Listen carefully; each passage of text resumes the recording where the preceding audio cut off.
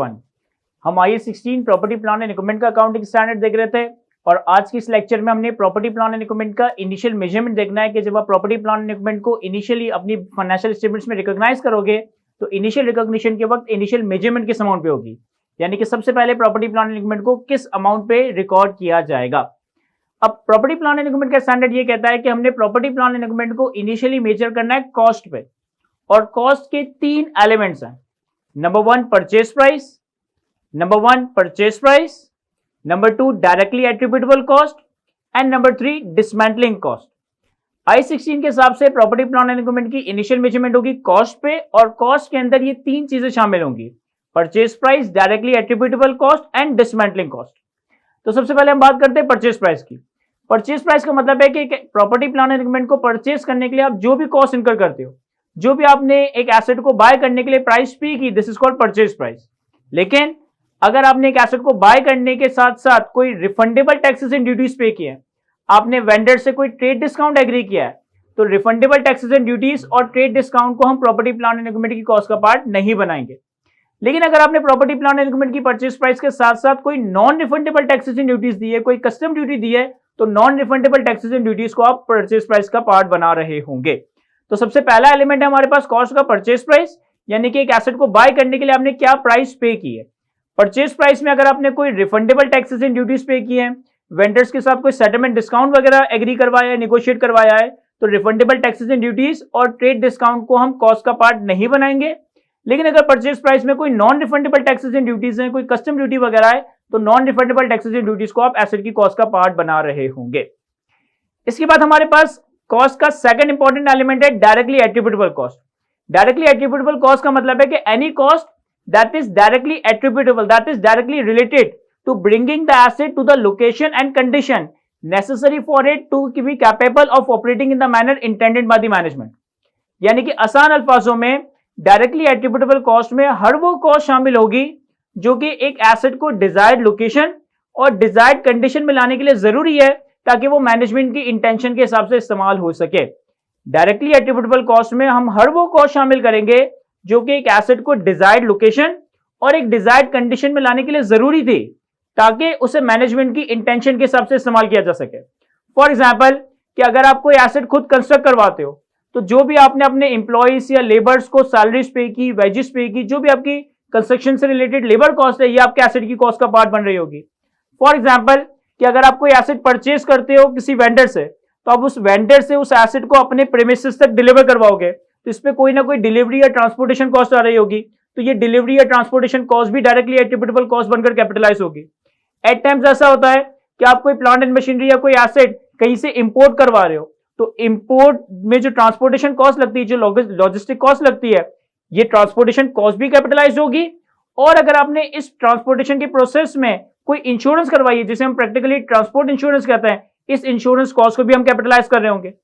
इसके बाद आपके पास कोई एसेट आपके प्रीमिसेस में आ गया, अब उसको ऑपरेट करने के लिए हमें उसको इंस्टॉल करना पड़ता है, तो एक एसेट की इंस्टॉलेशन पे जो खर्चा आ रहा होगा ये भी कैपिटलाइज हो रहा होगा। एट टाइम्स ऐसा भी होता है कि आप किसी एसेट को इंस्टॉल करो, उस इंस्टॉलेशन में आपको एसेट के लिए कोई प्लेटफॉर्म बनाना पड़ता है। फॉर एग्जांपल आपने एक 30 kV का जनरेटर परचेज किया, अब 30 kV के जनरेटर को आप नॉर्मली किसी जमीन पे नहीं रख सकते, आपको एक प्रॉपर प्लेटफॉर्म बनाना पड़ेगा। या इंडस्ट्री या फैक्ट्री के पर्सपेक्टिव से देखें तो हैवी प्लांट एंड मशीनरी को ऑपरेट करने के लिए, इंस्टॉल करने के लिए हमें पहले एक प्लेटफॉर्म बनाना पड़ता है। इसको हम कहते हैं साइट प्रिपरेशन कॉस्ट। तो अगर आपको कोई प्लेटफॉर्म बनाना पड़ रहा है, कोई साइट प्रिपेयर करनी पड़ रही है, तो जो साइट प्रिपरेशन कॉस्ट होगी ये भी आपके एसेट की कॉस्ट का पार्ट बन रही होगी।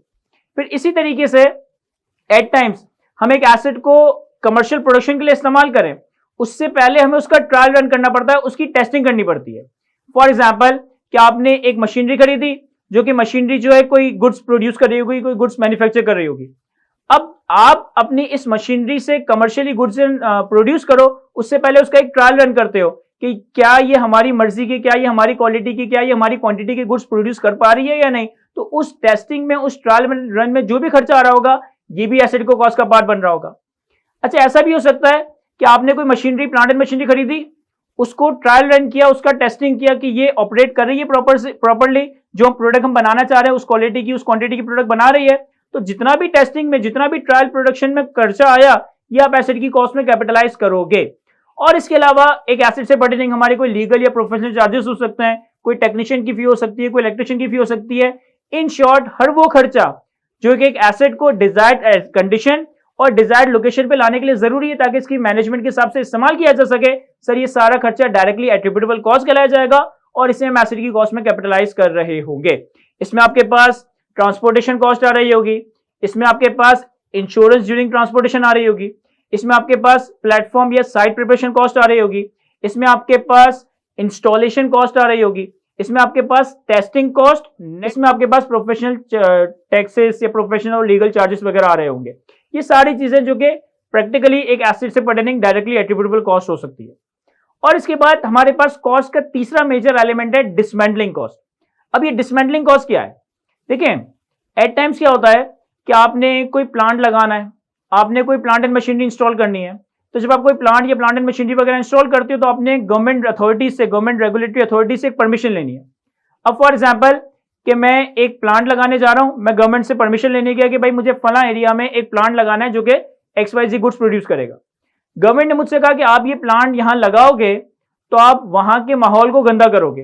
फॉर एग्जाम्पल कि आपकी प्रोडक्शन में जो भी वेस्ट मटेरियल आएगा वो आप वहां करीब रिवर में बह दोगे, या आपकी प्रोडक्शन से वहां आसपास का एटमॉस्फेयर खराब होगा, एनवायरमेंट खराब होगा, जमीन खराब होगी।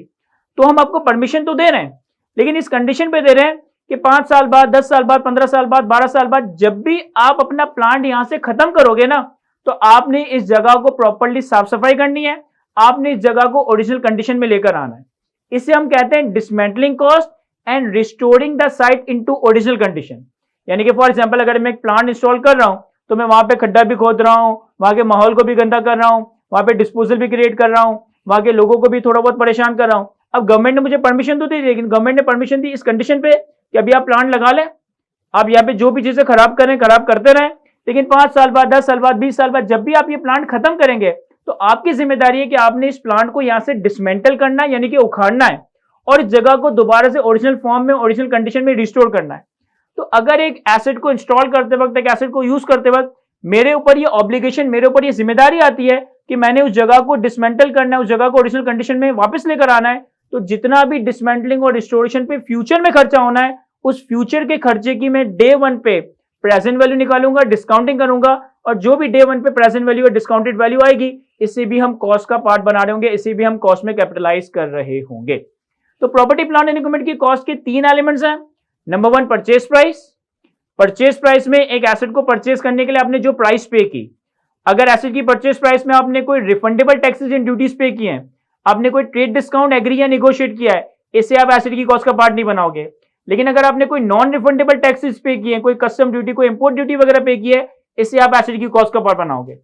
दूसरा element directly attributable cost. Directly attributable cost का मतलब है कि हर वो कॉस्ट जो एक एसेट को डिजायर्ड कंडीशन और डिजायर्ड लोकेशन में लाने के लिए जरूरी थी ताकि उसे मैनेजमेंट की इंटेंशन के हिसाब से इस्तेमाल किया जा सके। इसमें डिलीवरी कॉस्ट आ रही होगी, ट्रांसपोर्टेशन कॉस्ट आ रही होगी, इंश्योरेंस ड्यूरिंग ट्रांसपोर्टेशन आ रहा होगा, साइट प्रिपरेशन कॉस्ट आ रही होगी, अगर आपने अपनी लेबर या एम्प्लॉय को इस्तेमाल किया उसको कंस्ट्रक्ट करने के लिए, मैन्युफैक्चर करने के लिए, वो कॉस्ट आ रही होगी, टेस्टिंग कॉस्ट आ रही होगी, यानी कि अगर आपने कोई ट्रायल प्रोडक्शन या टेस्टिंग फेज परफॉर्म किया है तो जितना भी ट्रायल प्रोडक्शन या टेस्टिंग के फेज में खर्चा हुआ वो भी कैपिटलाइज करोगे, और प्रोफेशनल चार्जेस, लीगल चार्जेस, ये सारी चीजें एसेट की कॉस्ट का पार्ट बन रही होगी। और तीसरा एलिमेंट है दैट इज डिसमेंटलिंग कॉस्ट, कि अगर एक एसेट की इंस्टॉलेशन की वजह से हमारे ऊपर ये ऑब्लिगेशन आती है कि हमने इस एसेट की यूजफुल लाइफ के एंड होने पे इस एसेट को यहां से डिसमेंटल करना है, उखाड़ना है, और साइट को ओरिजिनल फॉर्म में रिस्टोर करना है, ओरिजिनल कंडीशन में लेकर आना है, तो जितना भी डिसमेंटलिंग पे, जितना भी रिस्टोरेशन में फ्यूचर में खर्चा होना है, उस फ्यूचर के खर्चे की हम प्रेजेंट वैल्यू निकालेंगे। प्रेजेंट वैल्यू पे जो भी अमाउंट बनेगी वो प्रेजेंट वैल्यू भी हम एसेट की कॉस्ट का पार्ट बना रहे होंगे। तो ये तो हमने डिस्कस किया कि कौन कौन सी चीजें ऐसी हैं जो कि प्रॉपर्टी प्लांट एंड इक्विपमेंट की कॉस्ट का पार्ट बनेगी और प्रॉपर्टी प्लांट एंड इक्विपमेंट में इनिशियली मेजर की जाएगी। इसके अलावा IAS 16 हमें यह भी बताता है कि कौन सी चीजें ऐसी हैं जो कि आप एसेट की कॉस्ट में कैपिटलाइज नहीं करोगे। फॉर एग्जाम्पल कि आपने कोई नया ऑफिस, कोई नई फैक्ट्री, कोई नई इंडस्ट्री लगाई और आपने इसकी प्रमोशन के लिए कोई लॉन्च पार्टी ऑफर कर दी, कुरान खानी कंडक्ट करवा लिया, कोई पार्टी ऑर्गेनाइज कर दी, कोई सेलिब्रेशन वगैरह कर दी। तो अगर एक नई फैसिलिटी की लॉन्चिंग पे, एडवर्टाइजमेंट पे, मार्केटिंग पे, प्रमोशन पे खर्चा हो रहा है, ये चीजें हम एसेट की कॉस्ट में कैपिटलाइज नहीं करेंगे।